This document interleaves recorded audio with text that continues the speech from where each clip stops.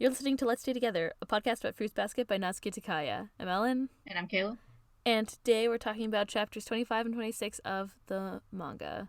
Volume. Yeah, we finally made it to a new volume. This one is Kagura. Yes. Also, I forgot to mention last time that we're moving on to a new collector's edition volume as well. So, because it's volume 4. Also, this volume has a really cute sleeping boar on the back. Yes, it's adorable. So today we're discussing chapters 25 and 26 of Fruits Basket, and we're going to do our summary discussion and then spoiler discussion. Yeah, no, I don't have any other extra announcements, so I think we'll just get right into it. There's no calls to action this week. You should already have liked and subscribed and whatever, based on last week. Okay, chapter 25 opens with Tohru gazing out of a window onto a big, beautiful lake and commenting on how big and beautiful it is. Yuki and Hatori join her at the window, and Hatori asks if it's unusual for her to see a lake, and she says it's the first time she's seen a real lake. Every time Tohru's like, it's the first time I've been to an onsen, or the first time I've seen a real lake, I'm like, oh, my heart. Has she seen a fake lake? I guess so. She's seen them on TV, perhaps, in books. I don't know. It's her first time seeing a real lake, though. Shigure chortles from the couch and says, in a summer house like this, you'd half expect Jason to show up. And Kyo, who's sitting on the floor away from everyone else, says, Jason. Where have I heard that before? And Shigure, as if he can read his mind, informs Kyo that Jason is a new type of bear. And he's like, I know. Tohru asks if it's a foreign kind of bear, and Hatori face palms. I have to wonder if this is a culturally relevant reference anymore. I wonder if the youth know about Jason. That's what I'm saying. Like, has there been what is it, Friday the 13th? Those the Jason movies? Yes, Friday the 13th is Jason. Yeah. Has there been a Friday I googled it for this recently? I don't know about the horrors. It's one of the highest grossing movies in all time, or highest grossing franchises of all time, according to a Wikipedia article that I read this afternoon about Friday the 13th to make sure that it was from Friday the 13th. Yeah. There was one in 2009, so I don't think so. To answer your question, the most recent one is from 2009, so no. I guess if you're a youth and you don't like horror movies or whatever, and you don't know for some reason, this Jason is a reference to Friday the 13th, the horror movie from the 80s. Slasher film with a guy in a ski mask. Yeah, and it takes place at a camp, right? I don't know, whatever. Anyway, listen, it's creepy being in the woods. At this point, we see some narration from Tohru. The gang, and surprisingly Hatori too, are at a summer vacation house. Oh yeah, and we see the house, which from the outside, which looks like a relatively large house. I wouldn't so much describe it as a cabin or a vacation house. It's just like a giant house on a lake, apparently. Yeah. Also, does the drawing of the house look kind of out of place to the background to you? Because it does to me. Let me take a look. Let's take a look-see. It just seems like less well blended than some of the other ones. Yeah, so we see a house which looks like a relatively large house that does look sort of out of place because it's like inked in, the texture is a little weird. I'm so happy, Tohru thinks.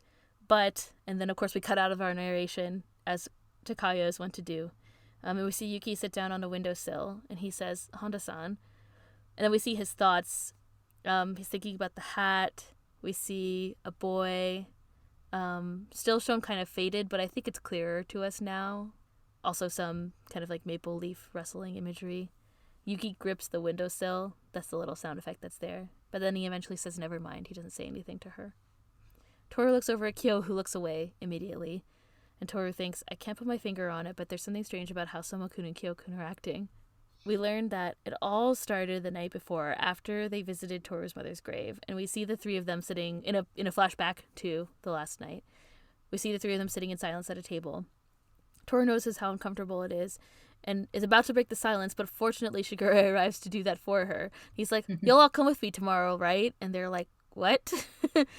He says because it's Golden Week, they should go on a vacation. If you don't know what Golden Week is, there's a time period in Japan in early May where there are a bunch break. It's like spring break. There's a bunch of public holidays within the same week, and so most people they get the whole week off.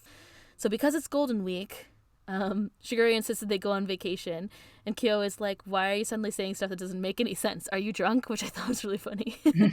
Yuki thinks not that it would matter. He always acts drunk. And Shigure is like, come on, it'll be fun. And then he manipulates all three of them into going in a variety of ways. Tohru by guilting her, and then Yuki and Kyo by threatening that he'll be alone with Tohru. He's like, now that we're all in agreement, I'll drive. And Kyo and Yuki are like, do you even have a license? Shigure dramatically and scintillatingly pauses before answering, of course I do. But they're skeptical, and so of course Hatori drives them to the lake house instead. In a left-hand car, and the left-hand car is also gigantic. That seems worse. I know I keep harping on this, know! But now his blind eye is to the outside. I immediately thought of that when I was like, I know Kayla's going to comment on this. Yeah, now his blind eye is on the outside, where the rest of traffic is. Hatori, get a regular Japanese car, yo. Anyway. So, that's how it all happened, we learned from Tohru. And now that all of that is cleared up, back in the present, Tohru is still worrying about Yuki and Kyo's moods. They asked Shigure why he suddenly wanted to go to the lake house, being suspicious, suspecting that he might have an ulterior motive, and he suggests that if they have nothing better to do than pick on people, they take Tohru down to the lake. I love Yuki's suspicious face. Yes. It's really good. It is good. We also see the classic silent ghost figure panel, again, of the three of them, and Shigure calls Yuki and Kyo out on being gloomy as well. And then he offers to brighten the mood by calling Aya. And then, kill him and I'll kill you. Both Yuki and Kyo threaten him at the same time, and so he doesn't do that. That seems to convince the kids to take off to the lake, and so they do, leaving the older kids, Hatori and Shigure, behind. Hatori lights a cigarette and, also quite suspicious of Shigure's motivation, asks if he's being mean to his editor again. And we cut to Shigure's front door, where a note flaps in the breeze that says, I'm going on a journey, please don't look for me. And his editor, Michan, is on her knees, shocked, and there's a voice on the floor with a phone, there's a phone on the floor with a voice coming out of it begging, saying, it's okay, he's just teasing again, please don't do anything drastic. And then, of course, we cut back to Shigure saying, I'm not being mean, I'm just playfully teasing her. And Hatori thinks, that poor woman. We cut to outside, where Kyo, Tohru, and Yuki are walking to the lake, kind of in gloomy silence, and Tohru is feeling it. In her inner monologue, she racks her brain trying to figure out why they're so gloomy, and she worries that it might be because of her. It must be, because it must have been something that she did, or something that they said while they were visiting her mother's grave. And so after freaking out for a bit, she apologizes to Yuki and Kyo, and they're both like, huh? And she says, if I did anything to offend you, please tell me. I'll make sure to never do it again, so please. And then she thinks, go back to the way you two always are. Yuki and Kyo are like, wait a second, what are you talking about? But this conversation is interrupted by Kyo tripping conspicuously on the trail. And they look down at the ground and they see a depression. Footprints. I don't know. Doesn't look like footprints to me, but whatever. It's Jason! Jason! Tohru and Kyo shout at like almost the same time. Tohru eventually freaks out and is like, what should we do? It's not safe. You two go back to the house. But it turns out that in her freaking out, Tohru has stepped off the trail and she's falling down a steep hill. Kyo and Yuki go to help her, and then we cut back inside the lake house with Shigure and Hatori again. Hatori has made him call his editor to tell her that everything is okay, and Shigure complains about being bored, and Hatori says that he's bored too, but it turns out that Shigure has brought a shit ton of books for Hatori to read. Also mostly Western books, apparently, to go with his Western car that he can't see out of. It has Shigure saying, because next to me, what Hasan loves most is a good book. And Hatori says, no, well, I do like reading. Yes. Next to Shigure, what he loves most is a good book. Hatori reveals in his thoughts that Kana's wedding is soon. Maybe that's why Shigure and Ayame have been nice to him recently. And then we see a little memory of Ayame bringing Hatori some tea. Shigure, he says. And then he says, no, you're right. It has been a while since I've been able to just sit down and relax with a good book. And both of them smile. I feel like we rarely see a genuine Shigure smile. Mm-hmm. This is like, I think there's a couple times where we see him smiling in these two chapters that we're about to go through today. And they're both like quite genuine. Like he actually does care for Hatori. So it's kind of nice to see it. Yeah. Like, I can't think of a single ulterior motive. For being nice to you, for once, yeah. There's nothing else I'm getting out of this other than pleasure. They wonder if the kids are getting along okay, and one of them says, if Tohru-kun is with them, I'm sure it's fine. But of course, outside, there's trouble. We see that Tohru has landed at the bottom of a hill, and that Kyo and Yuki have transformed trying to catch her. Tohru, of course, apologizes profusely, and Kyo and Yuki start arguing, of course, while Tohru kind of picks up their clothes. And the argument... As a side note, could we classify this as a fight started by hugging? I can add it to the list. It might be the only one. Yeah. It's definitely a fight started by hugging, for sure. The argument culminates with Yuki saying, and just so you know, Jason isn't a bear. He's a character from a horror film. And Kyo is like, don't act so smart. Who gives a damn if a bear shows up in a horror movie? It's so good. I love that Yuki brings that out as like a... I know. They're all it's like something to snipe at someone with. Like, that's just such a... Like, I feel that desire to do things. It's like, and by the way, you're wrong about this other thing, too. This has nothing to do with what we're fighting about. Like, it's like, I thought it was so dumb that you didn't know this thing, and so I just want to bring it up now while we're fighting about something else. Yeah. Yeah, it's really funny. They're bickering in this. I cut a lot of what exactly they say, because, like, only a couple of things are kind of important. But they're just kind of, like, bickering the whole time about, like, well, you should do this, and you should do that, and you're useless, and blah, blah, blah. Anyway. So... Yuki in rat form is just like up a tree and Kyo can't reach him, which is hysterical. That's also hilarious. That's what my note says. It says Yuki climbs a tree to get away from Kitty Kyo as they continue to argue, and then Yuki's rat posse shows up, including a tiny rat on his head, which is adorable. It's great. A wee rat I wrote on his head. Kyo continues to try to climb the tree, but he can't for some reason, even though he's a cat, which is ridiculous. I think he's just too angry. Maybe. He's just busy yelling and not concentrating on climbing. But laughter causes them to pause from their argument. It turns out that Tohru is like laugh crying with relief. And they're like, what? She apologizes for being rude by laughing at them while they're fighting. But she says that somehow she feels relieved because they're back to their normal selves. She thinks it's weird. Before today, I couldn't do anything about your fighting except watch and worry, but now it gives me peace of mind. Tiny Rat Yuki brings the conversation back around to earlier. He apologizes. If it seemed like he was upset earlier at her, he just wasn't feeling well. And he touches her legs with his little rat feet, I think, in this part. And Kyo apologizes too. He also wasn't feeling well. In the head, Yuki pipes up and Kyo's like, no! And then they both poof back to their normal human forms, and then they go to change behind a tree. Tohru says that she's glad. Not that they were feeling bad, but that they haven't changed. And they're like, changed? I haven't changed at all, they say. And then in unison, except I really hate this guy. And then there's like more ghost silence. And then like, what did you say? What did you say? And then they argue again because how dare they say the same things? And then Tohru chuckles again and they stop.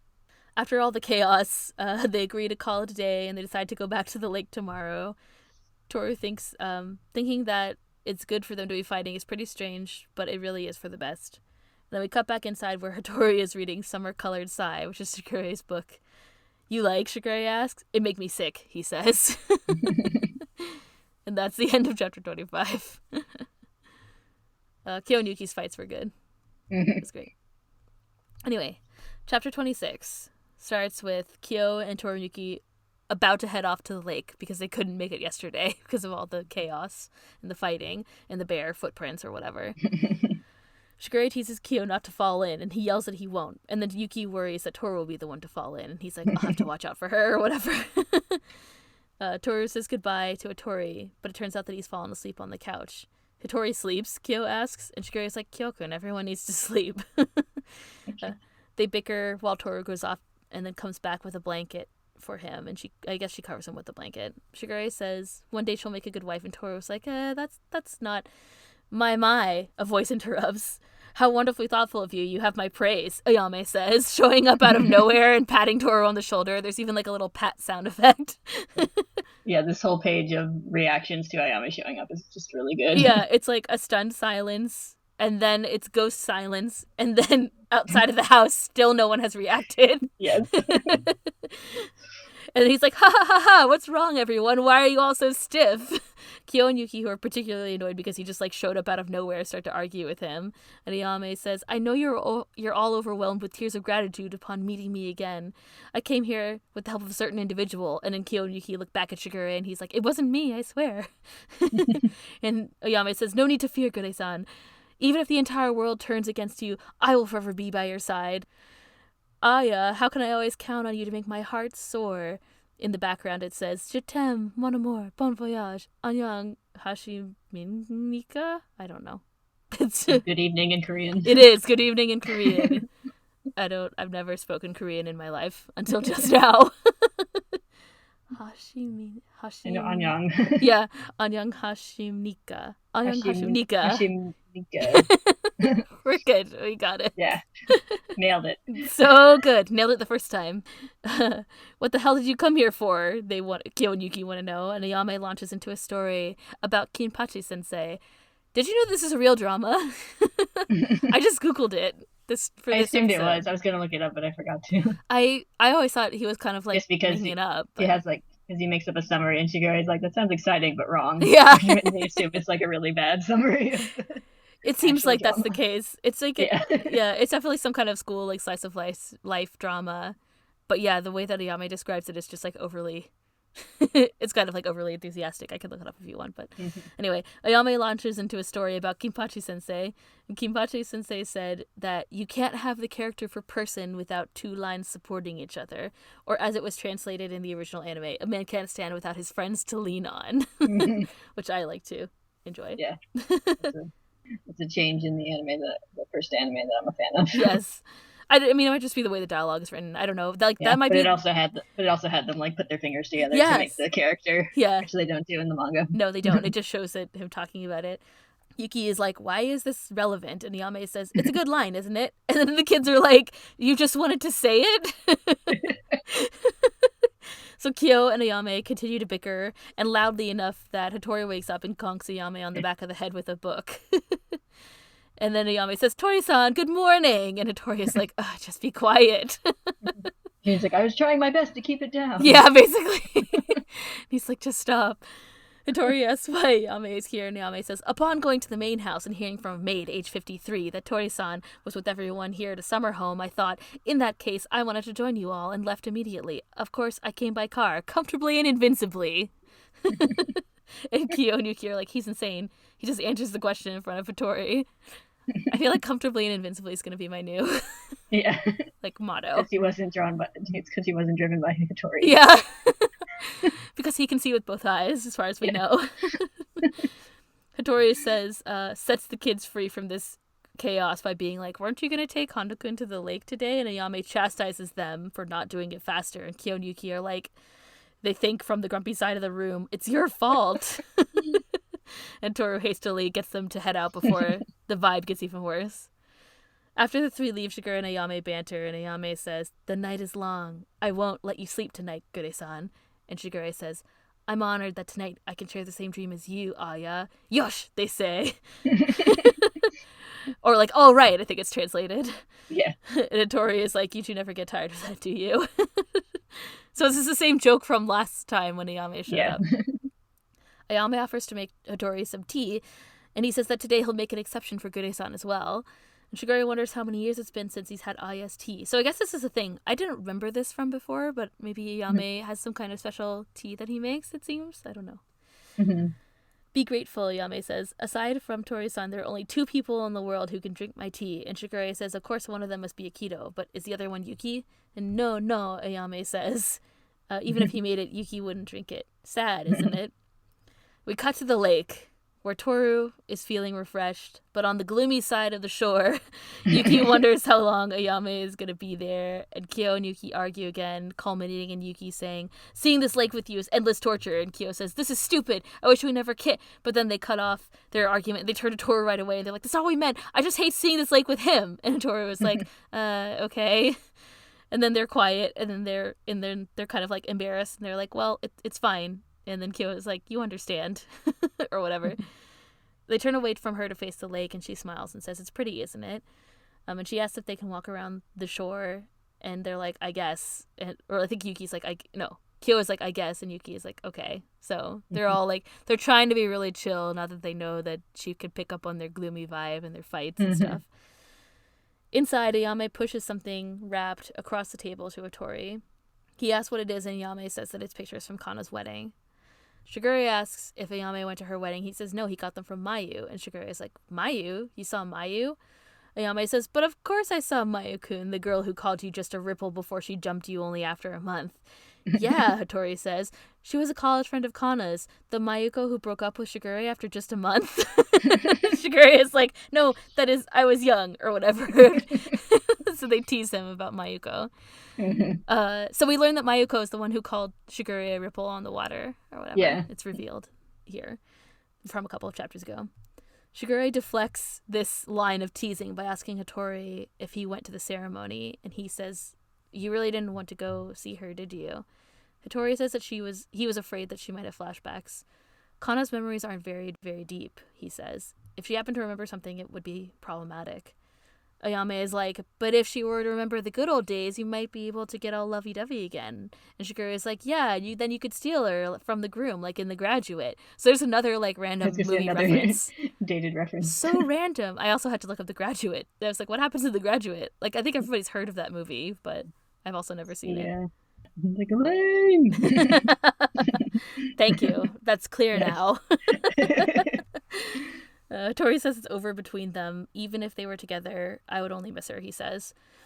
We see Hatori's thoughts and a memory of Kana, and he thinks we can't go back to the way things were. The feeling of guilt and shame won't disappear. They'd spread like cancer, eating away at the light and joy that Kana once brought me.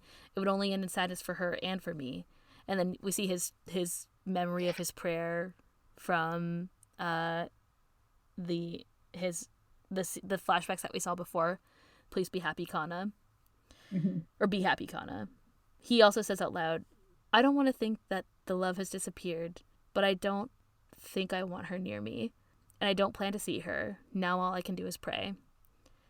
I don't agree with that, Ayame says. I'm a full Tori-san supporter, so I fully admit that I am biased, but I won't agree with that. It's not fair of Kana-kun. To me, it looks like Kana-kun forgot everything and obtained happiness for herself, leaving Tori-san to take on all the pain alone. I can't help but feel like Tori-san was left behind to eat smoke. Really, Hatori says, and he thinks of Tohru smiling. That's not how I feel, he says with a small smile himself. Shigure and Ayame say that Hatori is too kind, he lets everyone push him around, and he thinks, like, well, you two would know. Ayame says, he, like, taps his foot, and then he says, you know, Tori-san, I want you to be 2,000 times happier than you would have been with Kana-kun. And Hatori smiles and says, if only you would show that kind of conviction with Yuki. Well, anyway, Shigure says, next time, when you meet a new woman, I hope that she is someone that you wouldn't have to stay distant from, even when you're with her.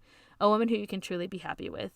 Ayame compliments Shigure and says, spoken like a true poet, and Shigure replies, I'm a novelist. Hatori thinks, a new woman? That's a very reckless wish. For us cursed members of the Zodiac, when I think of the pain we can cause someone we love, I feel that the memories of my time with Kana are enough. I think I can get by without anyone else.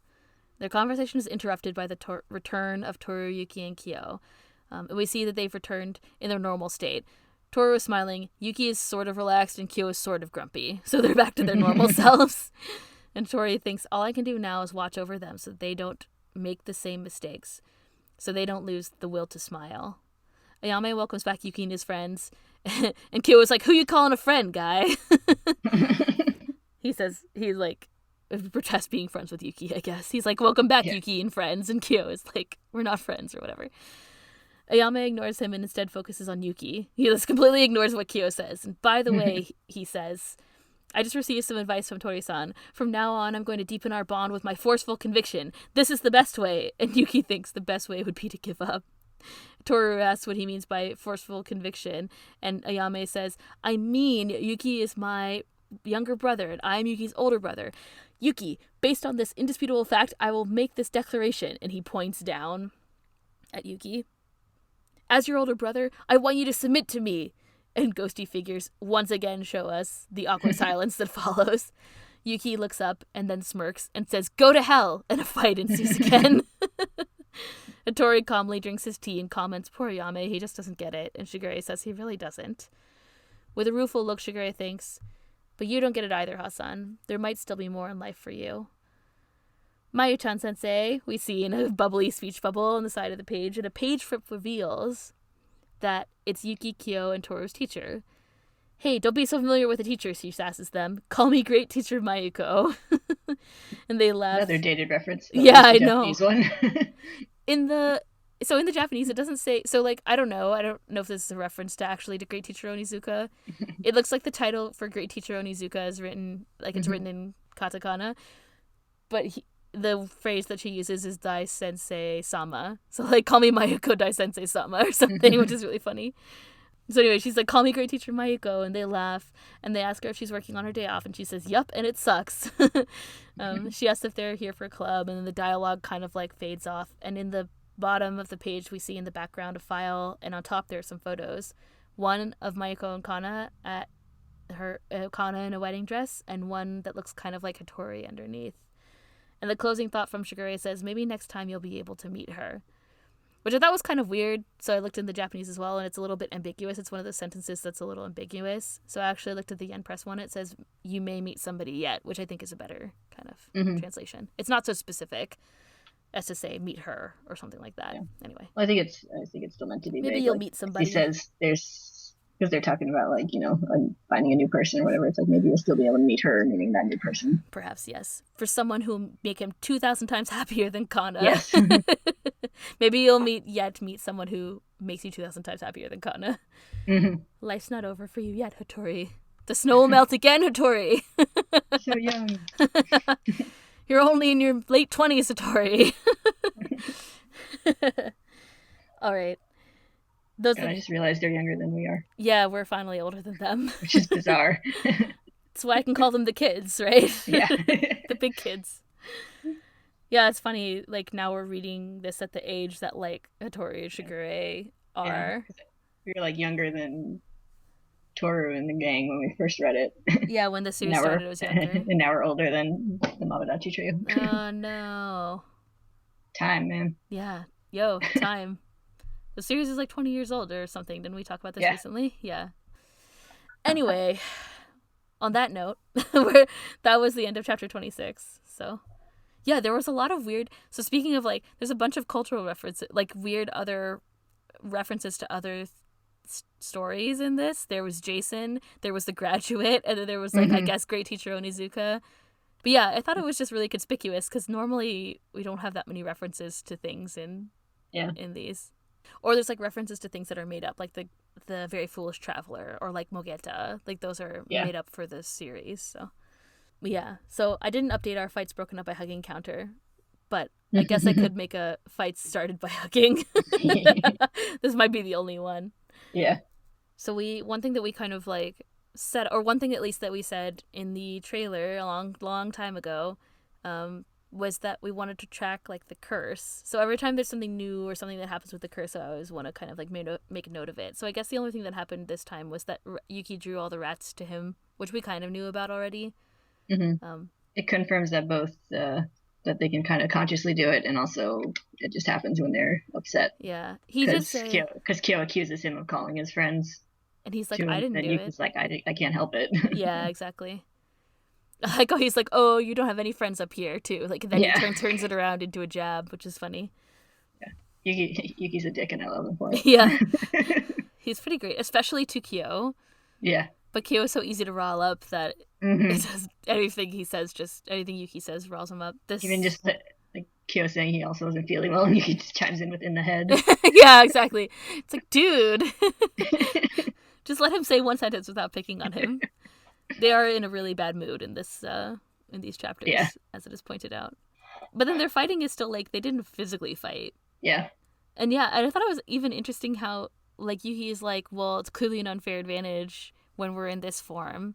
And Kyo's like, no, it's unfair that you have all your little rat friends. So, like, they didn't even try to fight each other. Like, it's interesting that they don't. They never try to do that when they're animals. Like, I don't know. It's interesting. Yeah. Like, who would win in a fight? One cat or 50 rats? All good questions. I bet 50 rats. I'd bet 50 rats. For sure. I bet they're smart and nibbly. Yeah, they'll fuck you up. I love when Yuki puts his little rat paws on Toru's legs. Yeah, it's cute. It's like, oh, I'm sorry. It's really charming.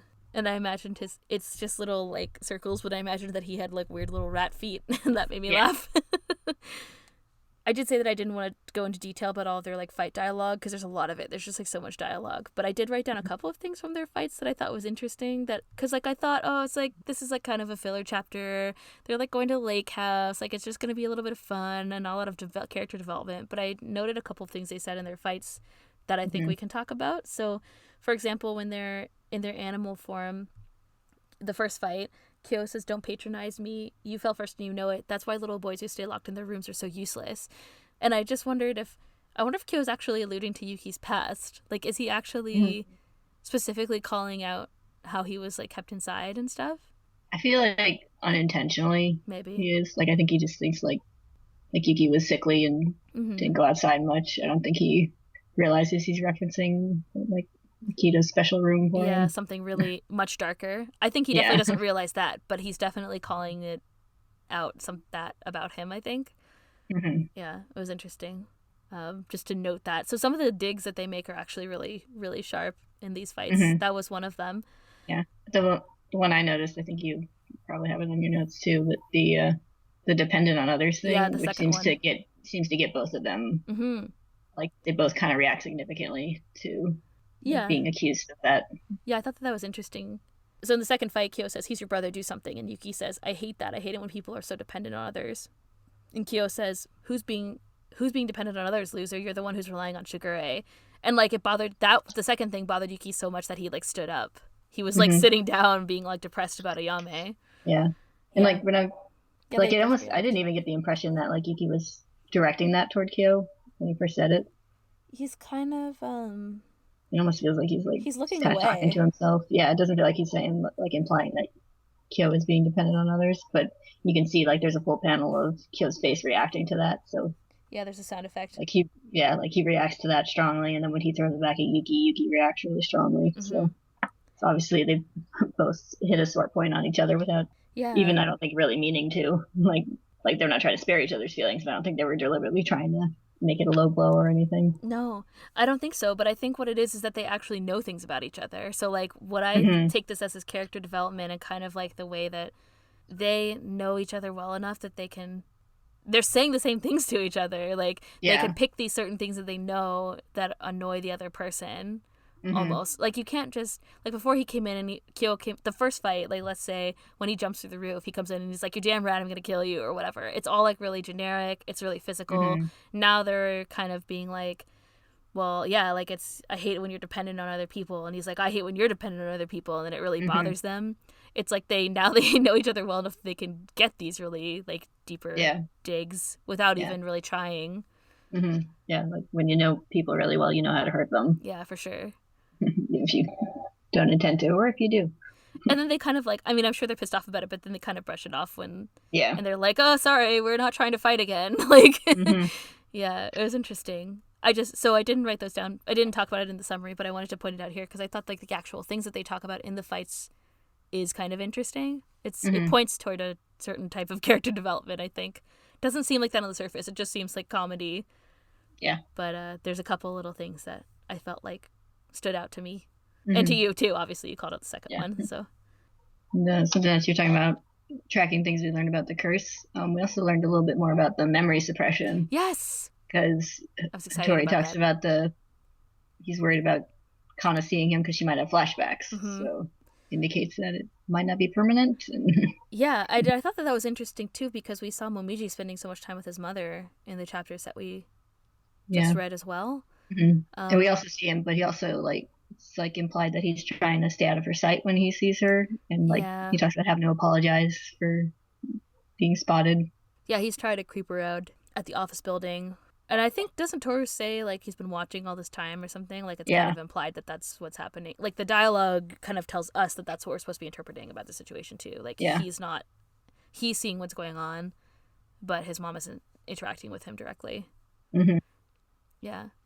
I always thought that was an interesting, like, kind of tidbit about the memory suppression. It's like it definitely might not be permanent, and like beyond that, like it's so kind of like fragile that if you see the person again, they might remember something. And also, I think it's interesting. Hatori says that her memories aren't buried very deep. Like, does he know that? Is it implying that he can tell how well the suppression worked or something? I don't know. Yeah. Maybe he like his heart wasn't in it. Maybe he's like, I'm just gonna kind of like you're still gonna have nightmares about me, but you're just gonna think that it's like not real. Like that could didn't be like happen. He just knew like his ability to like do it like normal as a job was compromised, so he maybe didn't do as good a job as normal. That's possible. But then like, does that mean Momiji's mom's memories are like very deeply buried or something? She also like really, really wanted to forget, right? Yeah. She had Kana's reaction was different in the sense that she felt guilty. Yeah. I think like Momiji's mother felt like ashamed or something. Like I'm not sure what the word is. Yeah. It's not guilty though. It's not exactly the same. She just kind of more had like a mental break. Yeah, it was I don't know. Their reactions were different, so maybe like the memory suppression works differently. Like I don't know. Yeah. Maybe it depends on how well you know the person or what kind of connection you have. It was interesting to learn. It's hard to learn more about the memory suppression because I think there's only... Well, wait, never mind. I can't say that. Yeah. It's cool that we got to learn more about the memory suppression, even just in like a little drop in the conversation. Yeah. We also learned a little bit more about the Mabudachi Trio's little social group. Yeah, we did. They knew their kid's teacher. Yeah. And she got a name. Yeah. It's finally Mayuko. Great teacher Mayuko. Mayuko Dai Sensei Sama. Yeah. Mayu-chan Sensei. Mayu-chan Sensei, yes. Like she's like sassing them. Don't be so familiar with your teacher. Yeah. I'm really entertained by like the doubled up honorifics, like when Tohru says Richan-san. Yeah.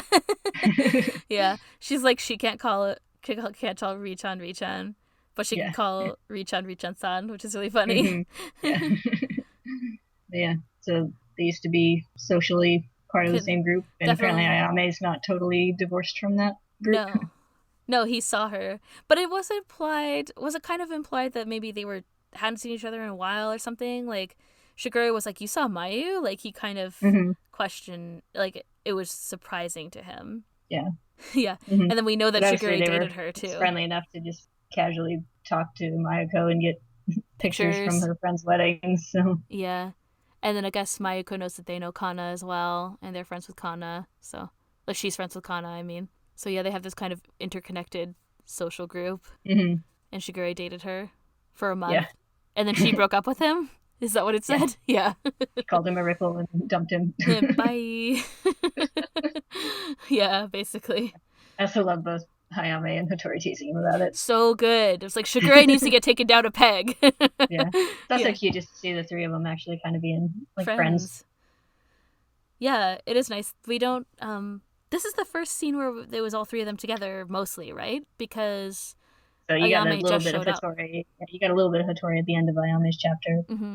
They didn't really have a interaction between all three of them. No. So it was nice to see an interaction between all three of them. We get to see what their friendship is like. Yeah, they actually do come off as friends who care about each other in this chapter. And have known each other for a long time and tease each other about their shortcomings like all friends do. I mean, what? Yes. Especially Shigure. He deserves to be teased about his failures. Yeah. It's also nice to see Shigure like showing some genuine care toward Hatori. Nice. Yeah, because I think he does sort of care about Tohru, but we don't really see that much kind of... I feel like as much genuine emotion as in that one scene that we saw with him and Hatori this time. Yeah. It's like he can be nice. Like he brought the books and everything, and he knows that Hatori likes that. So he kind of set it up so that Hatori would be entertained in a time when he might be upset. So yeah, I thought that was actually nice. I was like, oh, Shigure, I feel a little tiny bit of sympathy for you. What is this feeling? And yeah, basically. It's loathing. So yeah, of course, now we know that Mayuko is the name of Tohru, Yuki and Kyo's teacher, and that she's friends with Kana, and that she was also sort of connected to Shigure and Hatori, at least, and Ayame knows her too. Yep. So we learned a little bit about her. Still somewhat socially connected to Ayame. Yeah, at least, yes. Yeah. And she's a badass, as we learned. No. Yeah. I think she's pretty cool. I like her. Yeah. Even what she comes up so like far. a cool teacher just in a couple of scenes we've seen her in. Yeah, she sassed Kyo when he was leaving for... I think the first time she should have was when she sassed Kyo for trying to run away during Valentine's Day. And the kid who was teasing her about no one uses pencils, they use mechanical pencils. Yeah. Just like, shut up. Use pencils. Yeah, exactly. She seems to have a good rapport with her students. Yeah. Also, she like chatted with Tohru like kind of away from the kids, which was nice. And she was nice about it. She was like, oh, it's fine, like we saw. And well, and then just the kissing with the kids now in this chapter. Yeah, she's not a regular teacher, she's a cool teacher. Yes. Dated references. Yeah, really. Listen, if we can talk... If Mean Girls is never dated. No, if Takaya could talk about The Graduate, I can talk about Mean Girls. I'll never let Mean Girls die. Anyway, so learned about that. Learned about the curse. We saw Ayame. Ayame makes tea. I didn't remember that, even though we've read this series before. I had completely didn't realize or remember that Ayame has some kind of special tea situation. Yeah. I wonder if that'll come back. I don't know. Yeah. The Shigure is not allowed to drink, apparently. Apparently not. He's not one of the two people who's allowed to drink occasions. it. Just Hatori and Akito and somebody else, I guess. Yes. We didn't learn who the third person is. Mm-hmm. And of course we need to hope for Hatori. Hatori is so funny. His dialogue is so flowery. I saw a comment, I think, on Tumblr that someone was like, why isn't Hatori the novelist? Yeah. Yeah, he has a very intense internal monologue. He does. He's like, it's all metaphors too. It's like... Yeah, there's the episode of Buffy when she can hear everyone's thoughts. Yeah. And it has Oz, like, who says, like, nothing, but then he has, like, all these deep philosophical thoughts that he doesn't say out loud. Yeah, he is kind of like Oz, actually. Yeah. He transforms into a seahorse. He's like a seahorse. But yeah, I think personality-wise is similar, right? He's kind of like the quiet, contemplative type. Still waters run deep. Yeah, exactly. Still salt waters run deep. Yes. In Hatori's case. Or maybe it's fresh water. Yes. It's like either one would probably, if you throw it in a bathtub, it'd probably kill it. Yeah, basically. Well, it's not deep. It's not deep enough. Yeah. Speaking of deep, I took note of the line when they were talking about the possibility of him getting back together with Kana. He says, even if we were together, I would only miss her. Mm-hmm. Which I think there's a theme about, memories and what they make of you as a person in the series. And that one, I just kind of was like, whoa. For a minute when I know. I also paused because I was like, yeah, like even if they got back together, it wouldn't be the same, I guess is kind of what he's saying. And he has his memories of the past and she doesn't. Because she wouldn't be exactly the same person that the first time. No. Yeah. She wouldn't be the same. Well, she wouldn't be the same as she was. Yeah, exactly. The fact that she doesn't remember their affection from before would make her a different person, even if they fell in love again. Yeah. Do you think that he meant even if they were together, like romantically, or just like physically in person? Not physically, romantically. I think he meant romantically because they were talking about specifically about getting back together. If she gets her memories back, you can fall in love again. Yeah. So. I like how Ayame's just like, you could just fall in love again, no big deal. And the story's like, it's more complicated than that. Yeah, I did. That also gave me a little bit of pause. I was like, oh, it's interesting. It is definitely a theme. We've seen it a couple of times, especially last chapter with, or the chapter, I guess, chapters before with Momiji and Tohru. That was like the main focus of that chapter. And then people's memories being erased is obviously a theme that continues through. Yeah. Like Yuki is left without those kids' memories. That's still something that bothers him. It was introduced really early when they threatened to erase Toru's memories right from the get-go. Mm-hmm. But then she kind of subverts that by being like, even if they erase my memories, still be friends with me, which is interesting. And of course, the only... Go ahead. Oh, I was just gonna say, and of course, Jason was introduced as a character. No, yes. the foreign bear. The foreign bear, Jason. I love how Toru's like, it's a foreign kind of bear, and Hatori is just like, Yeah. Hatori making like a half-hearted effort to correct it when Kyo's first like, I knew that about the bear. And then when Tohru chimes in like, is it a foreign bear? He's just like, I give up. I guess another thing about Hatori, now that just reminded me, when Ayame is like, Kana left you all alone. It seems like Kana left you all alone to eat dust or whatever. And Hatori is like, I don't think of it that way. And he has this memory of Tohru. Mm-hmm. I wonder what you think that can we interpret that in a certain way? The little memory he has of Tohru is it's from the specifically snow. from the It Becomes Spring scene. And she says that. Maybe he just doesn't feel like he's alone. Because it's like, Ayame says, I can't help but feel like Tori-san was left behind to eat smoke. And he says, really? And then he remembers Tohru and it's the snow scene. Mm-hmm. He says, that's not how I feel. So I wonder if it's just like, he feels like he's not taking the pain all alone. Like maybe that's how you can interpret it. Mm-hmm. I just wondered if it was like something else, something other. Like, I don't know. I just thought it was interesting thing for him to remember in that moment. Mm-hmm. Those are all... We're talking about spoilers? I forget. No. Okay, those are all the non-spoilery things that I have. Are we going to spoilers? Yeah, sorry. I thought I just was waiting for you. I said those are all the non-spoiler things that I have. I said, mm-hmm. Oh, sorry, I didn't hear you. Sorry. Okay. In that case, yeah, it's time to talk about spoilers. Thank you all for listening. You can find us at all the Stay Together podcast places. Next time we'll be talking about chapters 27 and 28. So we'll see you next time. Probably. Yeah, most likely. All right. Bye.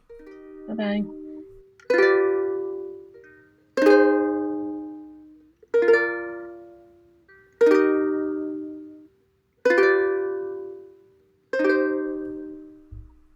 Okay, we're back to talk about spoilers. I have another comment about the fights. I have a follow-up comment about the fights that we can only talk about in spoilers.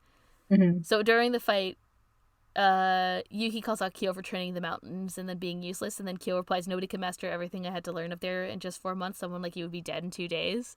But of course he's referring to the time where he was in the mountains again being depressed. And he's like just adding more and more stuff on top of that. It's like this, I don't know, I feel like it's a fabrication.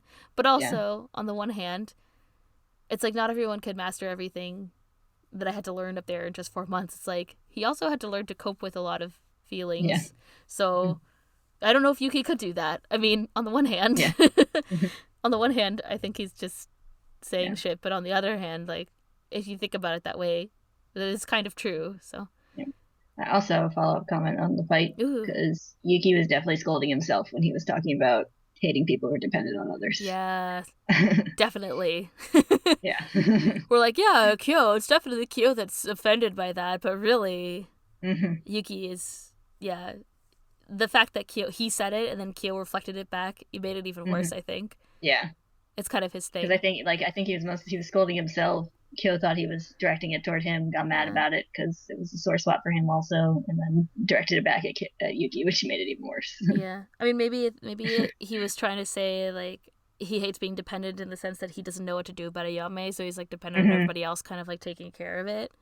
Yeah. Because, like, in a later scene when he's in a early-ish scene with him and Kakeru, the one that leads into him kind of going into his past a little bit, they're like arguing and he's like yelling at Kakeru. I can't remember exactly what he's yelling at him, but like at the end of the fight he starts saying he's like I was yelling at myself then, so sorry. So, like he basically says right then that he was like directing it at someone else even though he was mad at himself about something. Yeah, Yuki does I think he's maybe this is just the beginning of that. I think out of all the kind of like Junichi, Yuki has the worst like coping skills, you know? Yeah. I mean, for obvious reasons. So. Locked in a room for most of his his adolescence, youth life. Yeah, basically, his young life. Like this is just the first little manifestation of that, but I think it happens a lot. Yeah. Their fights, I think, are going to become more interesting. Like, I don't know. I can't think of something in particular. I just remember that I was looking up something that happened at the end, and their last kind of like big fight has a really interesting culmination, which is them being like, I always wanted to be like you, and he's like, well, I wanted to be like you. So like I think they're just gonna get closer and closer to that. So it's kind of interesting that now they're at this point where they're like, well, like you did this thing and you did this thing, and those are the things that bother them a lot. Like they're starting to pick up on the things that actually they're trying to change about themselves, that the other's trying to change about himself. So I also think they have similar insecurities, so when they're jabbing at something that they don't like in themselves, it's also jabbing at something the other person doesn't like. Yeah, so it's true. I think it's kind of an interesting development. I wasn't expecting anything out of this chapter, and then I kind of like thought a little bit more deeply about some of those lines like stood out, and I was like, oh, it's really interesting. Stuff you don't. Yeah, really I forgot these 2 chapters existed. I remember they went to the lake house. I combined that with the little beach visit in my head. So I was like, oh yeah, this did happen. The 1.5 volume beach visit or something. Yeah. That'll be fun. The beach is so dramatic. This is like mini drama. Yeah. I feel like Shigure actually brought them there not to escape Michan and not to make Hatori preoccupied. I think he just brought them there to like have some character development. I think he was like, you guys need to fight it out. Like, we need to go to another location that's all like a lake, and then you guys need to like fall in love or whatever the fuck you're gonna do as teenagers. You need the right setting for teen drama, and this house is not the right setting. Also, Tohru fell down again. Yeah, she did. In a way that kind of looks like the ending. Yeah, you're right. I didn't think about that. Yeah, you're totally right. It is kind of like that. It's a giant cliff. I got to that page and I was like, oh, stop falling off cliffs, please. Please be careful. It was Kyo's fault. He like tripped in the barefoot print that doesn't look like a barefoot print. Mm-hmm. And then it's Kyo's fault the second time because he leaves after dumping her or whatever, turning her down harshly. So rude.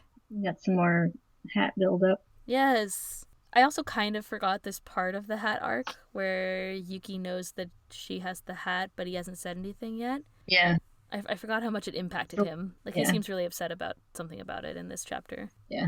Looking back on it, like, I can remember when we were reading this in real time, it was like a big debate over who the hat belonged to.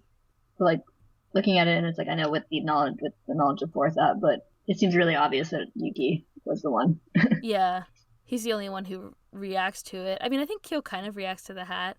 Yeah, I think he remembers it, but he obviously doesn't have the whole thing with her story. Yeah, he wasn't the one who was involved in that way. He just gave the hat to Yuki, and he's probably like, what is... Or like, I had a hat like that or something. Like, maybe it's not even like that kind of reaction. Because he would have no idea that Yuki had any contact with her as a kid. Yeah. But I think we also even get the like blurry picture of Kyo not wearing the hat as a kid. Yeah, and it's like kind of obviously Kyo, right? Yeah. So yeah, I guess it's obvious that it's Yuki, but then it's kind of, I don't know, it's still sort of not obvious. I guess there's enough that you could be, but I think how much emphasis it plays in Yuki's like thoughts when he sees that the boy was him, probably. Yeah. Yeah, exactly. Even though we see all this kind of like imagery that's meant to be sort of confusing, like, oh, the boy kind of pretty basically looks like Kyo, but then why does Yuki know about it? It's like, well, because it was him. Yeah. Also more foreshadowing of Hatori and Mayu than I remember there being. That's why I wanted to make it clear that it doesn't say like maybe you'll meet her again in that that part at the end of that chapter, because Yeah, well, I don't really read that in particular about it, but just the transition from the scene where they're talking about that into Mayuko seems really obvious. It's true. It's very heavily. I think when I read it the first time, it just was like, oh, they're showing us who that person was. Yeah. I feel like I didn't really make that connection that they were going to be an item until later. Yeah. For sure. Or I think it was kind of like, oh, okay, I guess we're doing this. When it first started. Or, yeah, exactly. You're like, oh, they're like going out or whatever. Yeah, I guess it's obvious that they have like a backstory, but it's not obvious what their kind of like future story is going to be, even though it's so clearly heavily foreshadowed at this point. Yeah. One other little thing, Ayame's specialty. Yeah, what's his specialty? Only two other people than Hatori, and one is Akito. I assume the other one's Mine. Mine? Yeah. I'm pretty sure. That would be my guess too. I just completely forgot that this was a part of his character. I was like, what is the deal with this tea? Is it part of his like Chinese aesthetic? Like, I don't know. Yes. It's like beyond an aesthetic. It's like a lifestyle. Yeah. He also makes tea. And also, like, how do you make tea? Nothing Ayame does is just aesthetic. No, it's full lifestyle choice. Everything. He's like, I'm not just gonna wear this sort of like Chinese inspired clothing. I'm also gonna make this like tea and like do whatever. I don't know. Yeah. It's all part of his aesthetic. And by aesthetic, I mean his whole look and feel. Yeah. Entire being. His soul. Yeah. Does that ever come back? Do you remember anything about this tea? Just out of curiosity. I remember, like, Mine going to make the tea, and she's like, oh no, I used the last of the tea leaves, which makes it seem like it's special tea, but I don't remember anything. But Ayame's flipping it out, left, right, and center, giving it to Shigure, so yeah. Can't be that special. I love that even, like, Shigure is, like, nominally his good friend, too, and he's like, oh, it's a special occasion. Shigure's like, it's been years since I've had your tea. Yeah. I wonder what makes it so great. I don't know. Laced with a little LSD. Yeah. Crack cocaine. Yeah. It's like they used to say that Coca-Cola had cocaine in it. Yeah, basically. Yeah, I don't know. Yeah, of course, I guess the other person is Mine. I like how it's Hatori, Mine, and Akito, but it's like Akito, I guess. Yeah. I wonder how Akito feels about the tea. Because Akito doesn't have strong feelings for Ayame, right? So... I feel like even Akito doesn't know what to do with Ayame. I think Ayame doesn't know what to do with Ayame. Yeah, I feel like Ayame would just like bustle in dramatically and be like, "I made you my special tea because you're." And Akito would be like laying on the ground. She's just like, "What? Why?" And then like he leaves and there's just tea there, and she's like, "Okay, I guess it's tea." Akito is kind of like I'm busy being sad. I can't be bothered by you. I'm busy being unwanted. Any other spoiler comments? No, I don't think so. I'm just looking through my notes. Yeah, there's not even really Yuki and Kyo and Tohru spoilers. Like, there's no, like, shippy spoilers in this one, or ship teasy type spoilers or whatever, like last time or the last couple times. Yeah. They just keep fighting and Tohru just keeps laughing. Mm-hmm. Which is fair. Yeah, I mean, they deserve to be laughed at. Their fights are real lame now at this point, where they're like, I hate people who depend on other people, and Kyo's like, yeah, you depend on other people, and Yuki's like, you depend on other people. Like, they're these, like, really weird bickery fights. I don't think there's anything else to say it's spoilery for now, so I think that's it for now. Next time we will talk about chapters 27 and 28. It's next week for baby tigers. Yes! I'm so excited. I flipped over the thing and I was like, Kisa! And then it's like, I should have called us out in the spoilers. Good thing you did, because I forgot.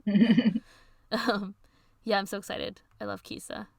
Mm-hmm. I'm not excited to talk about bullying, but I do love Kisa, so. And Haru's there, too. Haru's back. Haru and his protectiveness. Yeah, his giant gloves that he's wearing in this chapter. It's because he's handling a tiger. Yeah, he knows better. He's not like Tohru. I love how, I guess this is a spoiler for next time, but, like, Kisa bites Toru's hand, and then Haru is the one who's bandaging her hand when they get home, which is funny. Yeah. I was like, oh, it's Haru. He's taking care of Tohru, which is cute. Okay, well, that's it for this episode about these chapters. Join us next time to talk about Kisa, chapters 27 and 28. You can find us at StayTogetherPodcast.com, StayTogetherPodcast on Tumblr, StayTogetherPod on Twitter. You can email us. You can look at our website. I don't think there's anything else right now. Spotify, iTunes, the Android store, whatever. We're everywhere. All right, thank you all for listening. Everywhere. Thank you for listening, for all your behind support. You right now. We're in your ears. It's like we're in your head. Can you hear us? I raised my eyebrows, and then I realized nobody can hear that. This is the sound of your conscience. You're shipping Hatori and Tohru.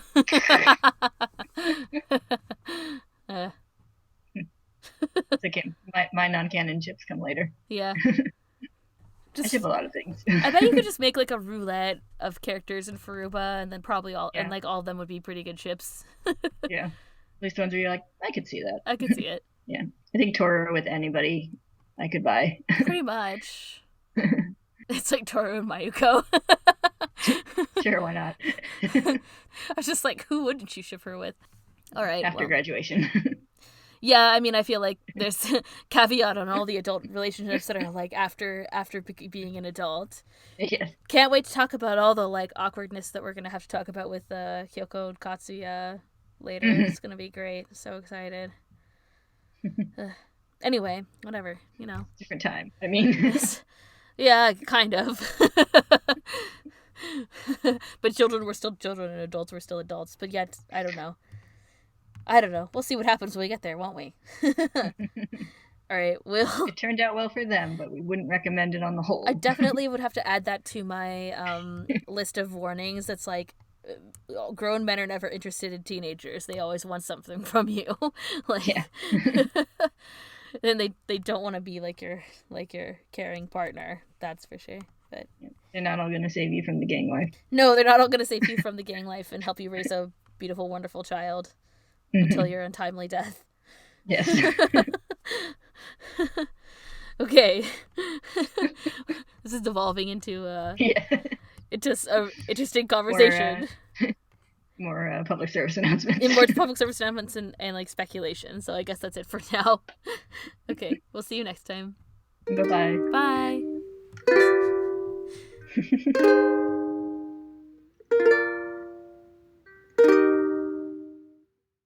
Are you ready to start? I can't get in a position where this is not creaking. Oh, sorry. Move for a minute. Now hold your breath.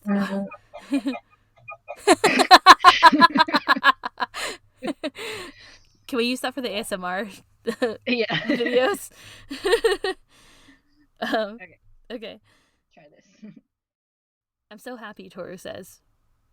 Sorry, I thought I heard a weird noise again from outside. Jason. It's definitely Jason. Chainsaws. In this case, it's probably a raccoon. With a chainsaw. That's how they get into all the green bins. Like, that's how they're doing it. they're supposed to be raccoon proof, but they learned. No. It's like, clever girl. Coming to theaters this summer. Do do do do do. Anyway, sorry. I'm gonna call it Raccoon Chainsaw. The raccoon my new movie franchise. Raccoon Chainsaw Massacre. Yes. Sorry, the reason I keep not talking is because I keep looking at my notes and then looking away, laughing, and then getting lost. Anyway.